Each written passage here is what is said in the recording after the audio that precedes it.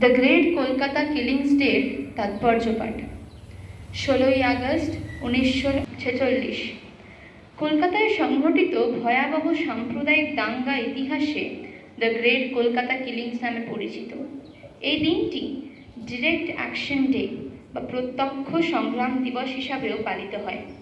মুসলিম লীগের নেতা মোহাম্মদ আলী জিন্নার আহ্বানে পালিত ডিরেক্ট অ্যাকশন ডের পর কলকাতায় ব্যাপক হিংসা ছড়িয়ে পড়ে।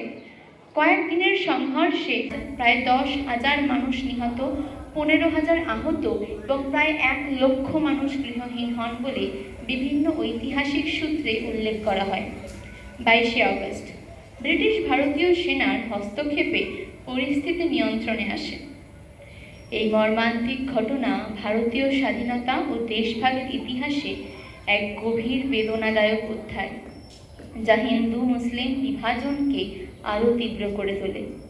সর্বোপরি কলকাতা শহরকে পাকিস্তানের অন্তর্ভুক্ত হওয়া থেকে রক্ষা করে ভারতের অংশ হিসাবে ধরে রাখার সংগ্রামে মাননীয় গোপালচন্দ্র মুখোপাধ্যায়ের প্রত্যক্ষ ভূমিকা ও সাহসিকতা স্মরণীয়।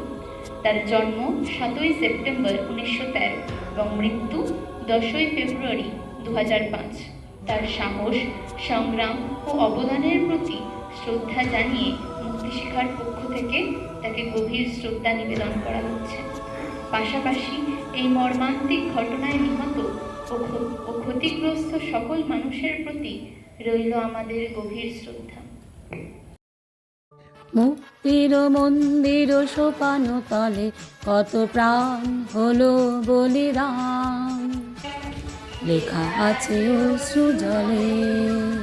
কত বিপ্লবী বন্ধুরা বন্দিশালার ওই শিকল ভাঙা, কত বিপ্লবী বন্ধুরা বন্দিশালার ওই শিকল ভাঙা।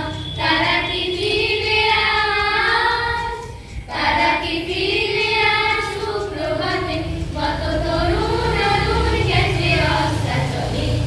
মুক্তির মন্দির সোপান তলে কত প্রাণ হলো বলিদান, লেখা আছে অশ্রু জলে।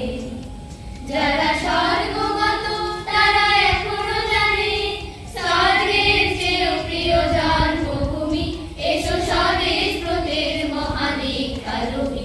যারা স্বর্গগত তারা এখনো জানে, স্বর্গের চেয়েও প্রিয় জন্মভূমি, এসো স্বদেশ ব্রতের মহাদীক্ষা লভি।